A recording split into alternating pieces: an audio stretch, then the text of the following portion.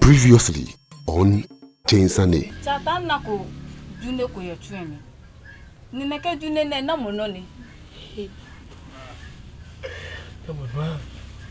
Continue ni Hey! Chato e gonti dune ke ba wo tunemi. Ni woni biabo ni ji ana ji achele ne nile efe akeshipon so e ba ho nakan ehin ni keje ti ahon ni sani bahi na ba shi ane okay nke machake ewo ena hegbe ni fi onakan ni o potole gbe no ji o ehin ka me fi ka ole aka ona ko ju ni e be obi yu amadua ma wole ka to na jami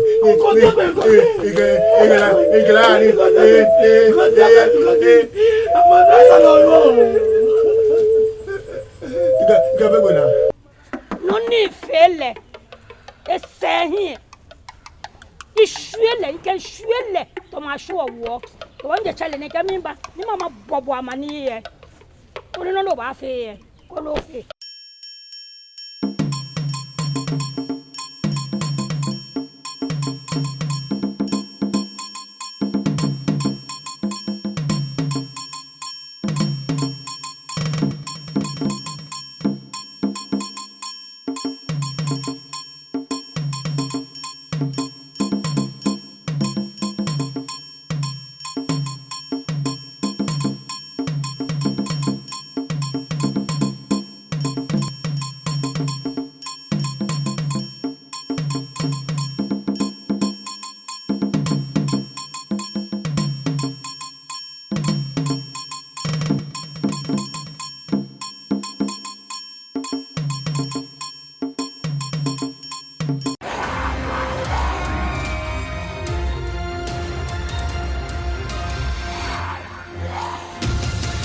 Chinsane.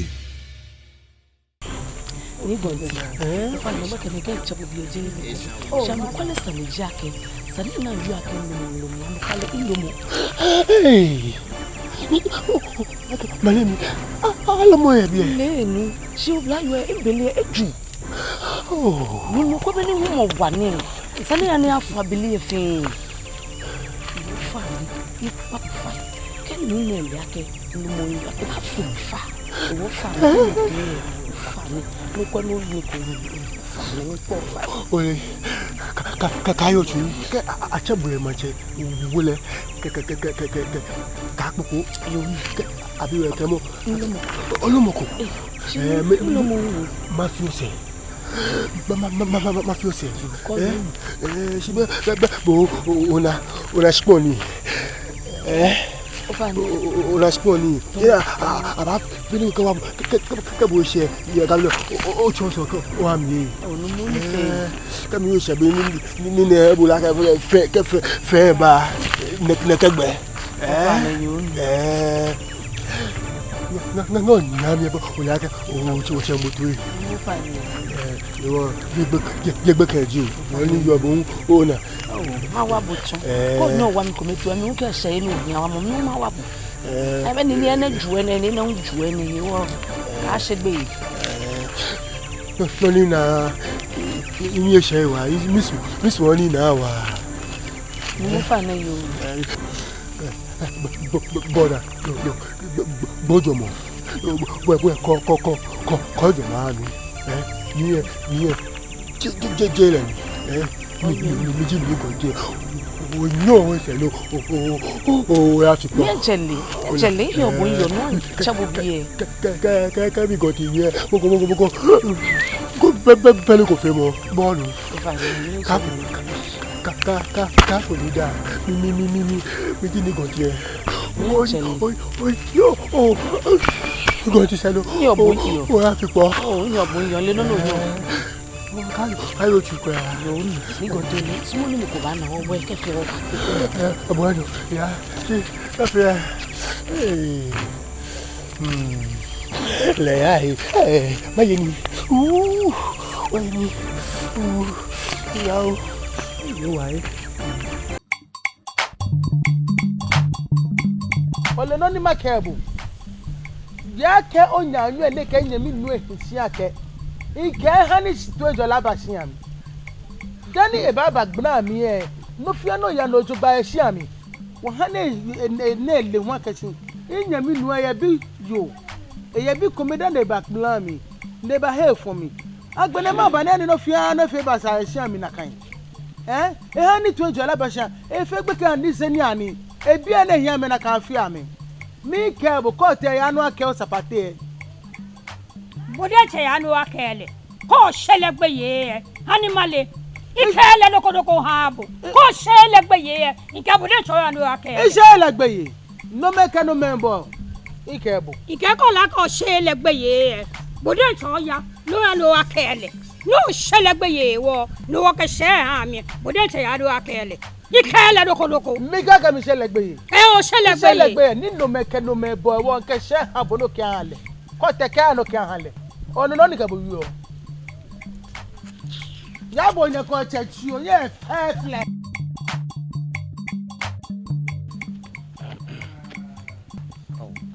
Cheme nya fa na mi mbanye di manye Anye abra.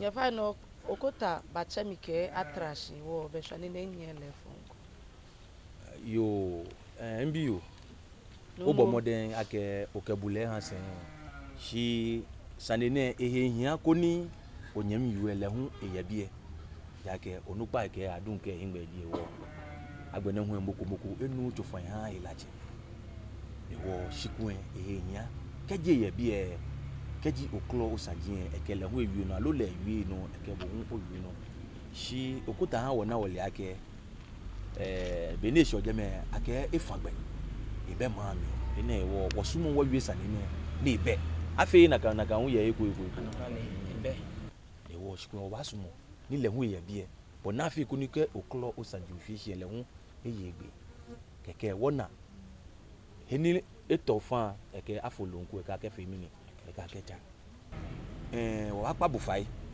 koni oya shi mo wo kesa ni e ba gbe no chi eyan ofane keji ochi enyo sheku ni onake no ko fe mo kan yen ofane no wo wotu no dani bi ase wo ngbe twa na ele wa yen ni oya da ofane ira don mama gbigbe mo ofane alo je na kan na kan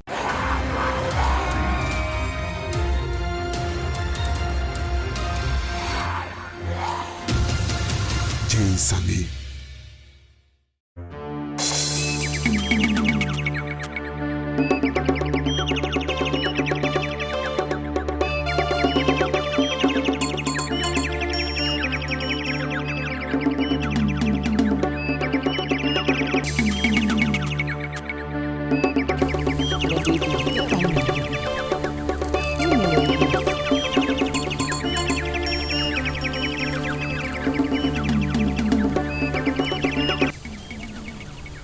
Paula wa we bo ke mi bo to ahi odasi bo ko ahi odasi ke yu yo mi ba manchewe lo ba yu odasi ko le lo baje lo ba yu odasi ko o ba yo mi o ba na gbeno ni ke bo ba tun do mama si no bo mi tuwe lo po eto momo ko ba na bibo lo le no gboda no wi enoko o ba na mi yo to gba ke yu yo mi lo ka to bo dede ba no ba yu odasi ko bana no ke boy we ho ba ho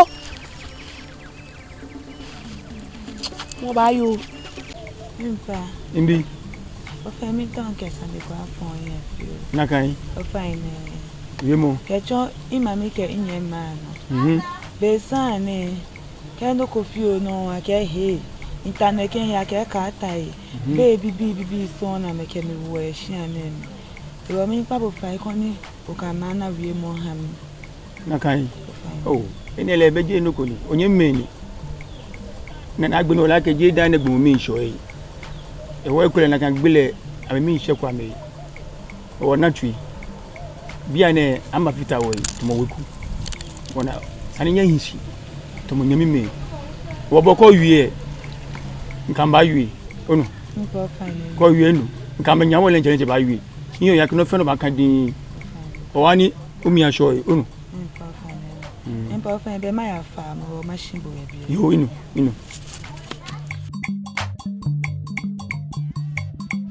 Hey, getele na weche o ba bi nshiku. Sani neba ni na we shade sani bibi. Oh, nini sani neba? Papa ke ndi gonti ke du neba hale, ne ke to yanle. Ne ke to wasa to e itobe. Shano kwale mbeje ne ke junior ba. Junior ke ye kuku e miju. Kamiju le. Ni gonti ku se neba e junior. Wana dunia wata wana so bia na mi nefio o se me papa ba bi mi anokwale mbeje wo mi una mba wale no wo batawo wo to an wona wo boni wona ni wona ke laje wo ule boni wo ba fe no ko ni yo mi la fe fe unji ni gonti ke e ke mi ba cha ke dunia ni elaje bona fe ni asomo le ma yo le ke sanile o papa mi le ke papa ke ba ko ne ba fe wa ha o ye shi an denche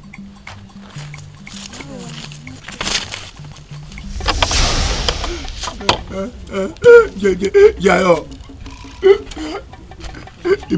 imo gonti mini sani mi to afu shi oh mama ke bota de komi kai momi bobo de sare ri alo ojo ya mi gonti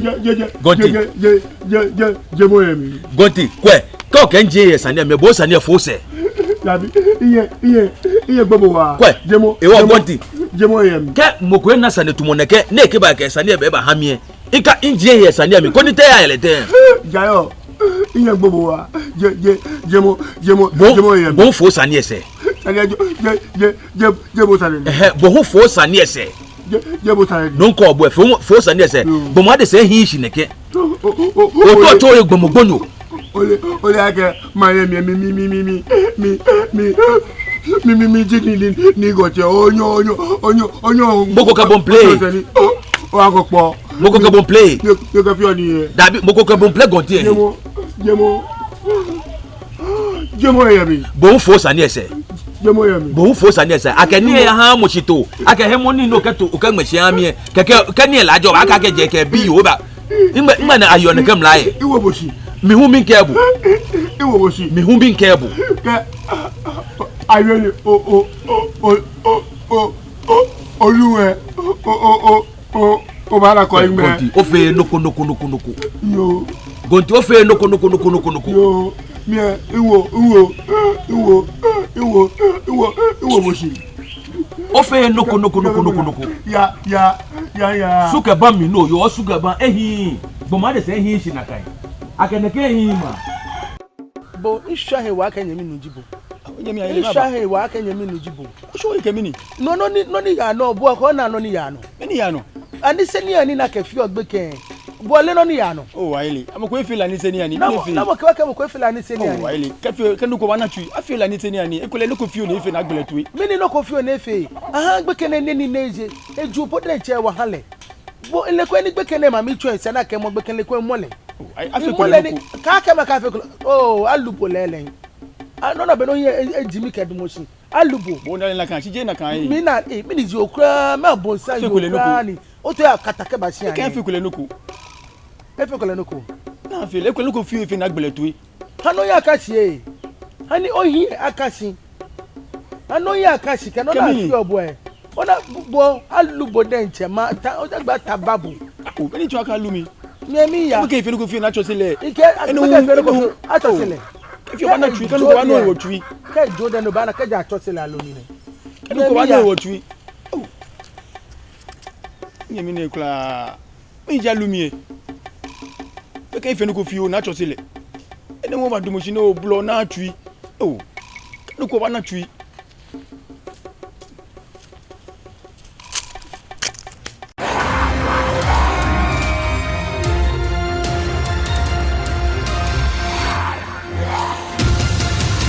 Sunday.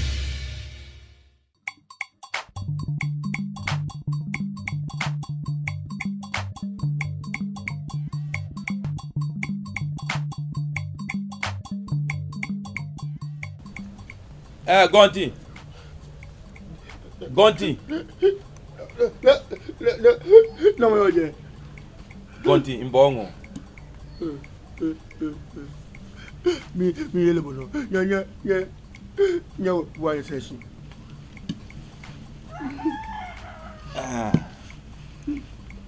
Mi ndashi. Bien yele fo nya gbekaba. Yo. Obi efen. Ibi adegba. Gonti. Efiake wo yen leko. Tamobo no lile. Moni nkenyi mi naka ole lo jogba. Ibabo mi amani eku. Ke ba yen bodi enche gbla mo mi ochu mi.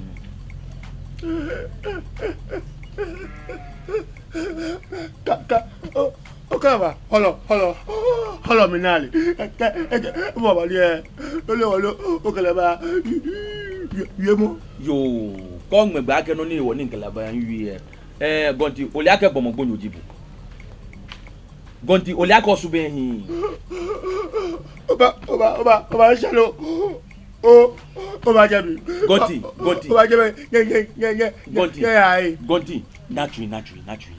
Naturally. Bo akela keke ni aba bo no keto. Davida. Junior bo akela keke ba bo no keto. Davida. Gonti. No ke junior ya hon wula. Owo le sha keke junior la die. Oba he ne ye di. O ko ba aka ba ye mla e bie. E wo bo mi ni mla o kele yo. Kaba ye mla ni je na kan. Ike ni ala shito. Ike ni abi. Na gbe. O ke ni ha le shito. Ike ya mi e. O ke ni ha le shito. No ti e ni e la je. Ni o ke ha le o ke la keke ji o ata wo ni e lo na. O ke bi le ba to na jian. Be elebi biju Gonti e. Kwe. Ma name wo fe wo yo. No fi o fe ndoko o fe hu. Kwe ko june o ke june hamu o ke ni hamu ko chito. Na te na laje mo ne la to binu na tu. Oh sha wo pio to mi. Mi le logo. Ole bi jogba. Kwe Gonti. Ma name na yo. Bla. Oto o ya chelele eyo sekeba. Oto. Mane. E ba to play. Ke ba nu e. Efe noko. Ni no keto ka le ni elaje. Ya bi e. Leje mo ne ba ke kian le no keto. Iketo. Kwe o ko bi ko han le. Onu. Ele o ba lo o ke ma wi e. Ye ya.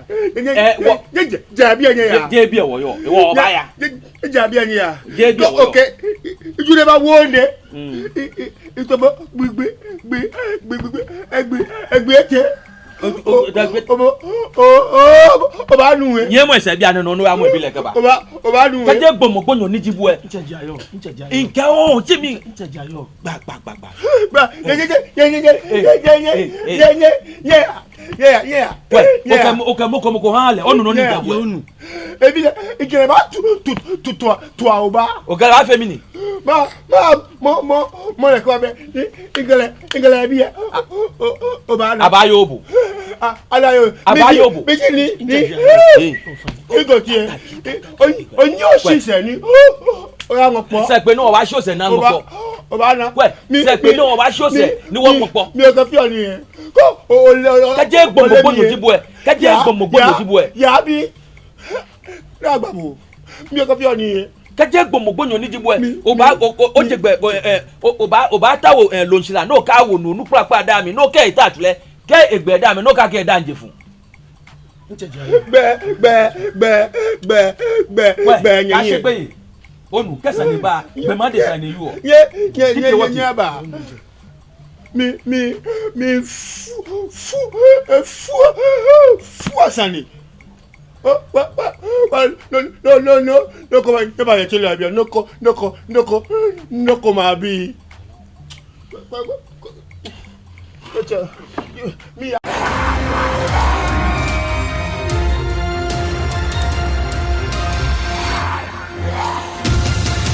Jinsani. Wangwana nika semo ya jinsani mi. Ehia ka shi lekpe no ne ke Gonti holoshi. Wana fendi gwantike enukale to halelu. Ani olonu pa ekomeni fi ona kan. Noni channel enyu, shele wodede shin. Le ka ari anukale ye manchewile. Kebo jide di emi no ba fi. Noni channel 10. Ko kwe boni ataji ayo hie na manwa papa ke gonti sanene. Ejija legwe. Auditioning. Anyeme, e kan otu na ke ota oni o act gan movie. Allo ota ono ba fe gan sini. Allo e kon ya ke shin allo tu no ake ota oni gan actually ne ya hie. Be do kokome ni oba nye wo chono no oba nye no ke han gan actually nji gan movies. iForce Multimedia be na gan movies so won fi yo. Ke ota ono ba fita wo hie. Na me se ni kan screen e hie. Ona na me se ni kan screen e hie. Ko na ma no twawo. Ko twa minima wo ko le no. Twawo nko otwawo obana ibenu oba fita wo yi. Ko ni wo ke ba sha sini. Beni won cho sini no ni wo ke wo gan no. Won cho sini no no wo ke fe booster. Yen radon. Audition. Anyemine onge video no ye nge hefe ko ne onge. Oyin tomiji o mape movie. Se oli ho ne chane o maguno ne maso no. Le iForce Multimedia e baje pokehamu. Hefe ko ne onge no nge video no yo. Mole moye TV osisi. No mane enge hepuo. Mo namba ne oche. Pototo ko bemi.